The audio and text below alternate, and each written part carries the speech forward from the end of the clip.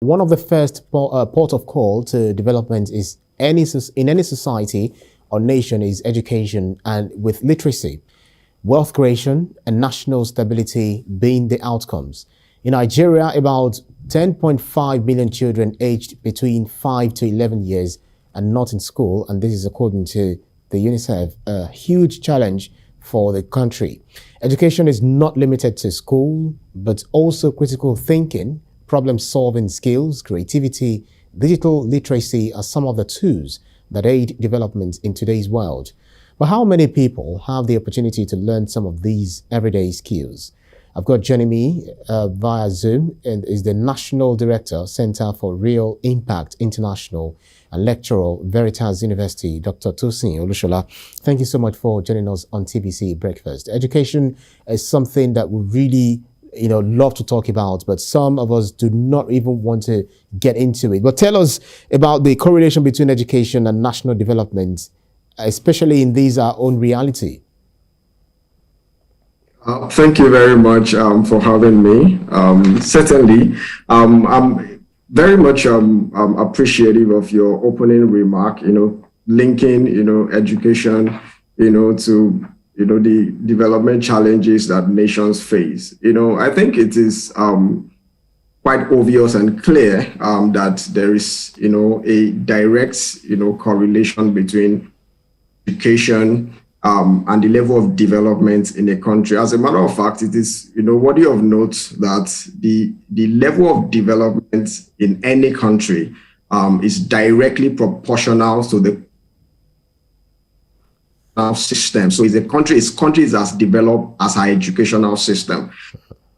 Talking about education here, I think it is very much important that we make a clear distinction between schooling and education. Education basically is any avenue that provides you with, the requisite, capacity to create value and matches that with corresponding character sets, that makes you, a productive citizen in a particular country. So the level of technology, the level of productivity in the country, the level of national cohesion, the level of security, the level of law and order in the country are all, traceable, to the capacity of the institutions within any country, to ensure that that is taking place and is at optimal level. So education is directly linked, to development aspiration of any country. So it is true that no country can be talking about development and be paying lip service to education. And when I mean education, I mean both formal and informal education. So if we pay lip service to education and we keep talking about our development aspiration, lately, the media has been awash about security challenges in Nigeria.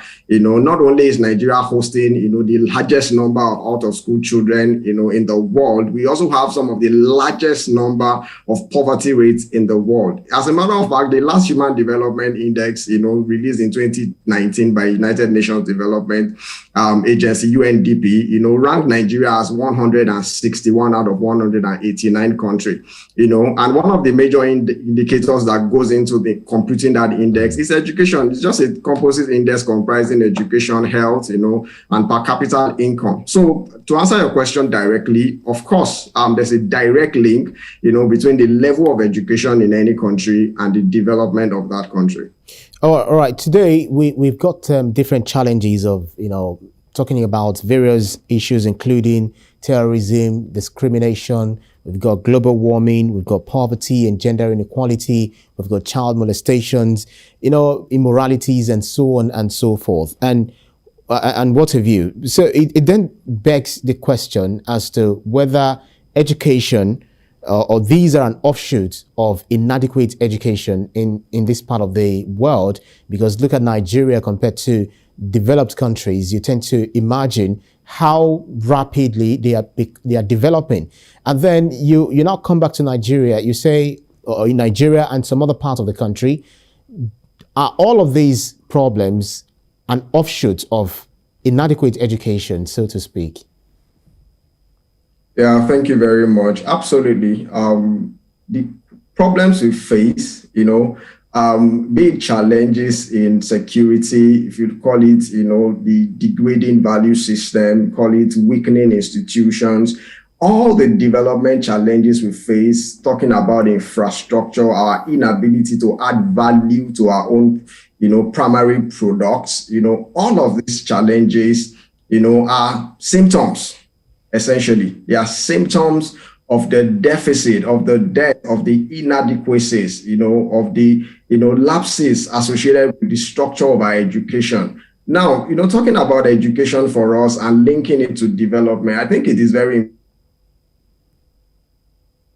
that it is one thing to access education. It is another thing, to determine the quality of education being accessed.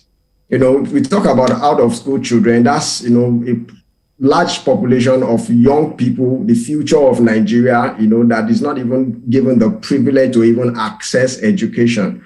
And then the second wrong here is the ones who have access education, what is the quality of education they are accessing?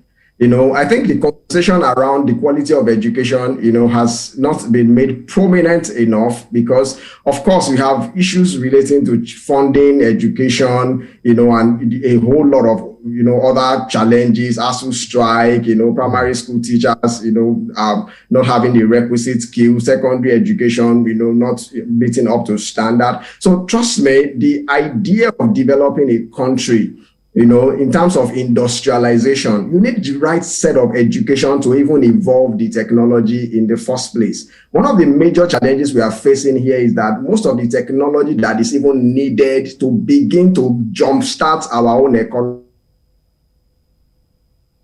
development is not domesticated here. Our, industrialization is import dependent. It means that the technology is not homegrown. Most of the auto companies in Nigeria rely on engines and parts, from other parts of the world.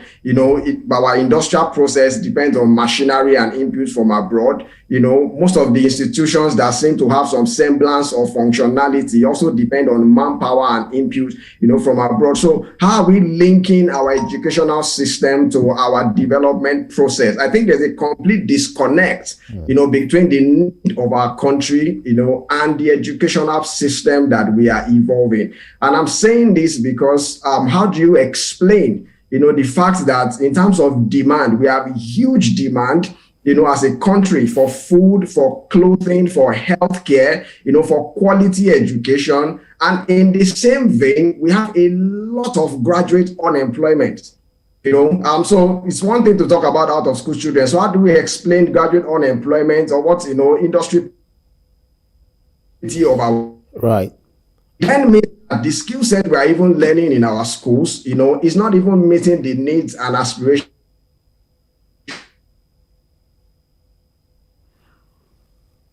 Dr. Tosin Olushola, looks like we've lost you momentarily, but I'm not sure if you can hear me at the moment. Can you? Trying to reestablish connection with you.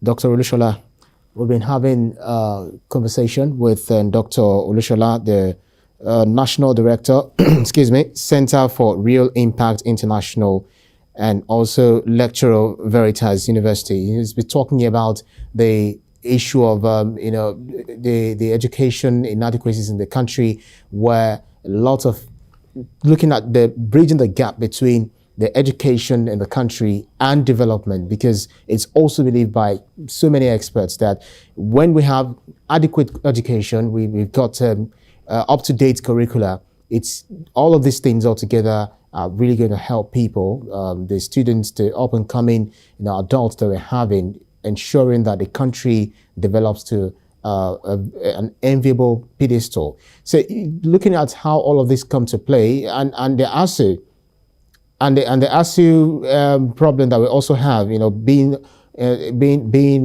on strike, going on strike due to disagreements between them and the government. All of these things to come together in having issues with our development in the country. So, Dr. Olushola, we lost you momentarily. I want to be sure whether you can hear me now. I can hear you now. Apologies, my network fluctuated. Yeah, I can understand. It's part of education, would you say? It's just the network. Absolutely. Yeah. All right. That's just by the way. Experts say, I was trying to say something according to what experts say, that if a country has a higher literacy rate, it will lead to a lower unemployment rate and greater GDP growth. But you made an allusion to the strike by the ASU, the union, and similar unions always embarking on strike due to lack of disagreement or lack of agreement between them and their employers. So if this continues to truncate the process, the progress of our students, is that to say that Nigeria will find it very difficult to develop, or at least develop at a very slow pace, if at all? All right. Let me just say this, and I think it is important in any conversation that links education to development for us to emphasize, the peculiar challenges associated with Nigeria's environment. There is the deliberate and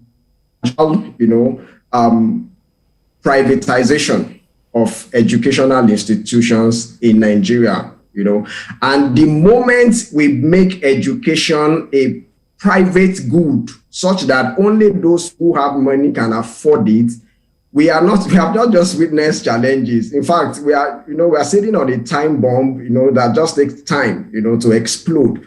What we are having in our hands is a situation where, we are leaving the funding of education or access to education. We are beginning gradually to convert education into a private good rather than a social good that has to be provided for all, irrespective of social structure, social strata, or their position in society. If you don't give access to quality education for all, it then means that not only will you have worsening poverty, you would also have worsening inequality. It will increase crime rates. So the issue of unions is just basically, I say again, is another symptom that we are dealing with. There's a gradual, if not complete, collapse of the public educational system at the primary and secondary level. So check who is going to those schools now. It's the children of those who cannot afford quality private education at primary and secondary level now that, resort, to public, institutions at that level. So it's for them,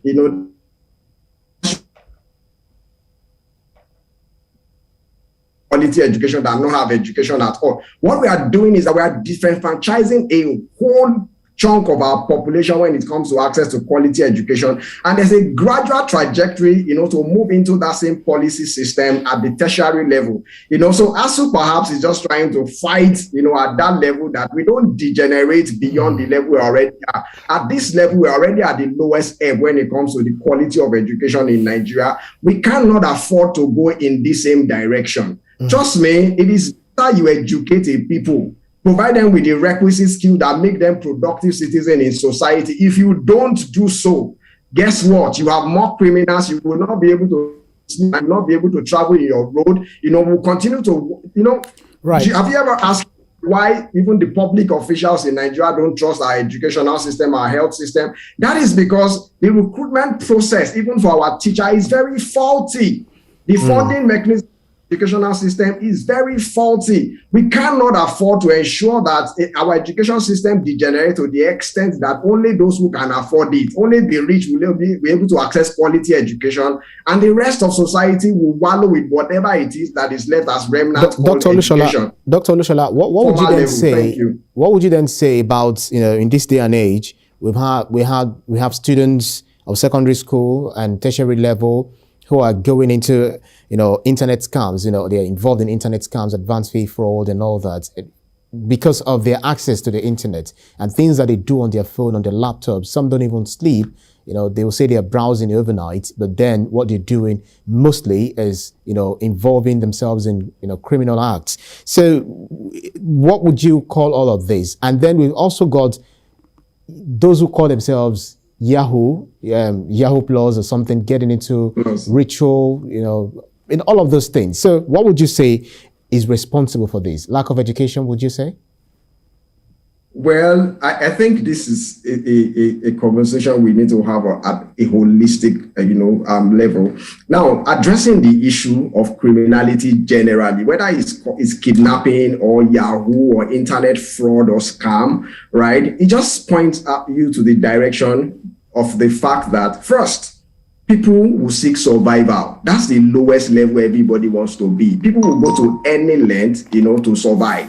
And I'm not in any way, justifying criminality or all of that. But the question where you ask yourself, when you have people who graduate from university 4 years down the line, they are unable to find job. When you have active young people, who could have been productively engaged, whether as, interns in a particular industry, or people learning skills or trade, or people, directly acquiring education in a formal educational setting, find themselves idle, without any form of supervision. They are faced with, a lot of, engagement with the rest of the world, owing to, no thanks to social media, to promote this, lifestyle of, just living luxurious lifestyle, irrespective of how, you earn, the resources to live those kind of lifestyle. So when you juxtapose all of this issue together, it points you in the direction is that there's a delink.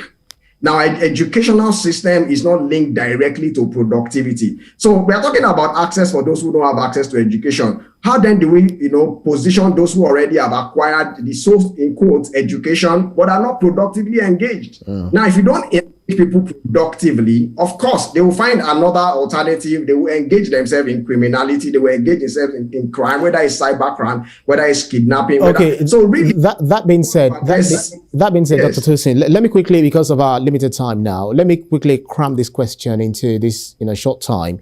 It's quite paradoxical that we have schools producing engineers, scientists, medical doctors, teachers, and other professionals, but we often fail to use them. What I'm saying is, rather, if the government wants to build key infrastructures, they prefer to outsource. They outsource this contract, this project, to expatriates and some universities too that teach building technology. To build common classrooms, they also prefer to outsource it, taking somebody from abroad. So is that to say that we don't have confidence in our own products? Well, I think you have just said it rightly. For me, the challenges associated with the educational system it certainly has to be an ongoing conversation. Of course, like you rightly mentioned, we're talking about quality of education being at its lowest ebb. We have educational institutions now, to be fair, we have educational institutions now that are focused on certification. Our value are so degenerated to the extent that people just want to acquire a degree, at all costs. They just want, BSc, B.Ed, B.Engine. Have you ever asked yourself the direct link between our University of Agriculture and agricultural output in Nigeria? That's supposed to be a direct link. What's the nexus between level of works or engineering program that is being done at public sector level and our universities of technology? There's a complete disconnect. So it's like the universities of technology, they are just on their own. So when you talk about if there's a direct nexus, there's a direct collaboration, there's a direct policy environment that utilizes our own manpower, and we have a lot of them. Utilizes our own manpower to solve our own domestic problem. Then if they don't have the right environment, whether for teaching or for research, then government prioritizes funding them, prioritizing creating the enabling environment for them. But as it's well now, there's a complete disconnect. Universities of technology, universities of agriculture, they are on their own, and then government in terms of our budgeting framework, procurement process is also a complete, different ball game. So at the end of the day, you don't have this link. So first, of course, and it tells you obviously that government themselves know that, the quality of education that they have evolved over time is not good enough. Sometimes, they have to outsource some of these services because really, nobody should doubt the fact that the level of capacity, in our system is dwindling. And that's not because we do not have potential, but because we have potentials that we have, failed to create an enabling environment, to optimize and enable them thrive. Well, we sincerely hope that all of these things will be really looked into, because a very, very important thing that you can't be producing people, churning out graduates and not being, confident enough to use them. Well, National Director, Center for Real Impact International and lecturer, Veritas University, Dr. Tosin Olushola, thank you so much for your insight this morning. Thank you so much for having me.